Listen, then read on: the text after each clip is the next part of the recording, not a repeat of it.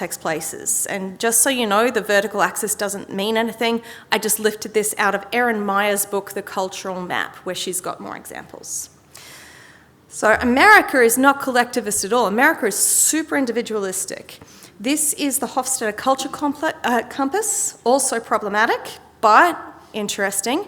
And according to this model, American individualism scores a whopping 91 out of 100, real high. And before anyone feels particularly cocky, this is how Australia goes in at 90 out of 100. So, bit of culture, swinging back to history.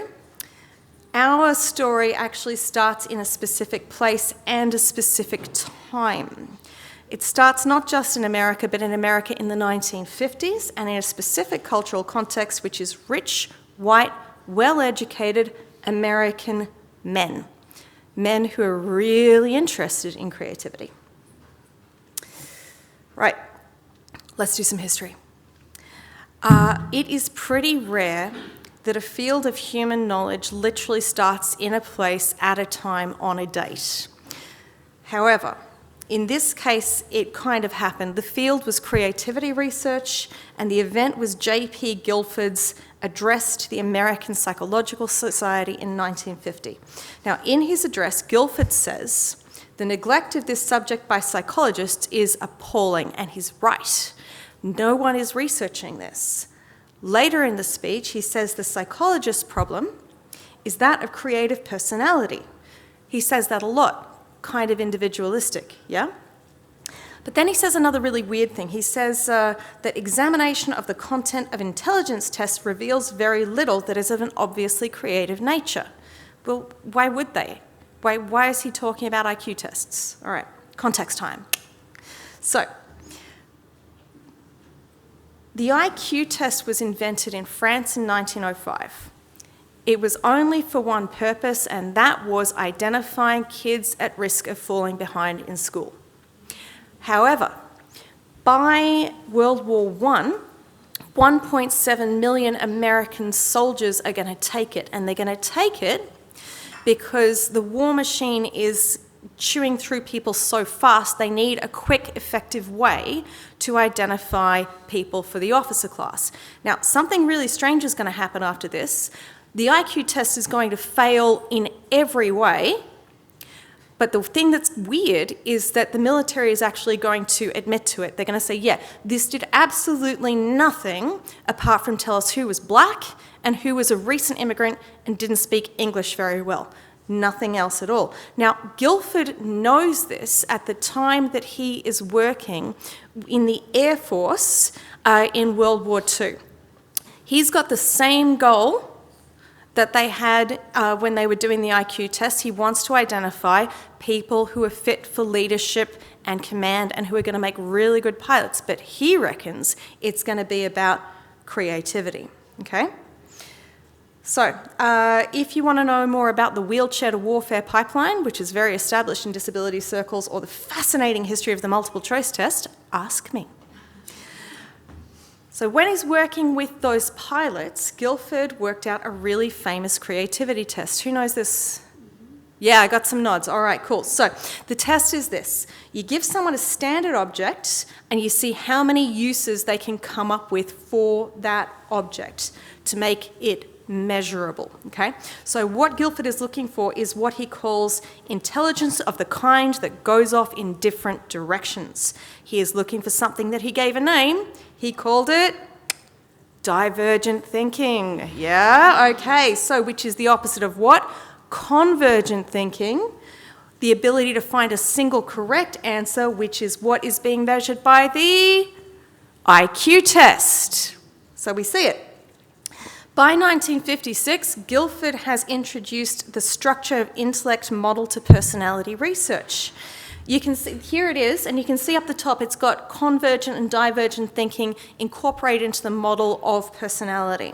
So what this tells us is the path that diverge, converge came to us as designers was not through design. It was a scientific path, and more specifically, it was personality research, which is to say the study of the individual. Okay, so Our creative problem-solving methods have individualistic roots. Cool.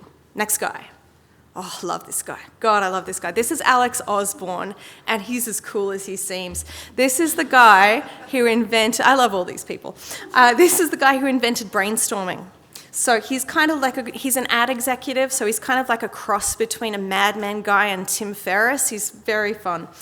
So what actually is brainstorming? Well, everybody knows the bit where you get a group of people together in a room and you generate as many ideas as openly as possible. It's very naff, we don't do that. Osborne says, however, that that's actually only step 1 of 3. Next, you've got to pause, and after you've had a pause, then you winnow the ideas down to the good ones. So you use divergent thinking in your brainstorming session, but then you use convergent thinking to come up with your solutions. Diverge, converge, diamond. You're seeing it, right? Yeah? Okay, cool. So the brainstorming fad actually starts with Osborne's book, Applied Imagination, 1953. It's basically an airport business book. It's very fun, gushy, name-droppy kind of a read. Yes, I have read the whole thing. So now, some people might have noticed something a bit weird here, because we've got this all-American capitalist madman guy, and he's come up with this process which is actually really collaborative, right? Brainstorming is a group process. It's a non-judgmental group process. You've got to ask ideas in the generation phase, but they have to be non-judgmental ideas, like by definition. It's not very American, right? But you'll be glad to know that Osborne does explain this. He goes out of his way in the book to explain that, like, even though it looks collaborative, the group session is just because, like, it's driving competition between people, and that's what's the powering bit. It's definitely competitive. Woo, America, yeah. Okay. So, speaking of America, when I proposed this talk, I had an idea that the creative problem-solving methodologies that we're discussing were reactionary. And as they all blossomed in America during the Cold War, I thought they were specifically being reactionary against communism. So I started researching this, expecting that boring thing would happen where you have a really cool hypothesis and you go looking for facts and it turns out you're just completely wrong. And that is not what happened. I was absolutely right. So I'm going to read to you a little bit from the very first example that Osborne gives in the first edition of his book. So he says, if you were Secretary of State and about to go to Moscow, wouldn't you like to have a highly intelligent group of strategists do nothing but think up 100 possible moves that you might make while you were there? And then he says you're going to winnow the ideas down. And then, if only one worthwhile suggestion came out of a whole year's work by such a group, it would cost but a penny compared to the cost of one atom bomb. And I love that because, like, it's got the Cold War and the capitalism in one sentence, like, spot on. Okay. Who knows what this is? Steve. It's Sputnik. This is Sputnik. Okay. So this talk is about lost history.